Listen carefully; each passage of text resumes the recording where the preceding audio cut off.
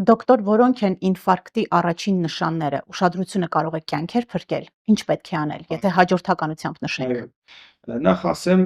երբ որ ցավը ընդ որում կարող ինֆարկտի ցավը կարող է լինել ինչպես հանկարծակի ճակերտավոր անմեղ պարագայում նստած սեղանի շուրջ եւ այլն,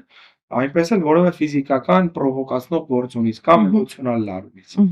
Ասացի սաստիկ սեղմող ցավ կրծքավանդակում, որ ուղեկցվում է սառը կպչուն քրտինքով։ Եթե ունեցանք այդ նշանները, արդեն կամաց-կամաց խոսքը գնում է ինֆարկտի մասին։ Համար առաջին ինչ պետք է անել, շտապ պետք է զանգահարել շտապօգնության ծառայությանը։ Հիվանդին որևէ դեղորայք տալ, այս անել, այն անել, ոտքերը տաք ջուր դնել, ես մի քիչ կարող է բժշկին ոչ բնորոշ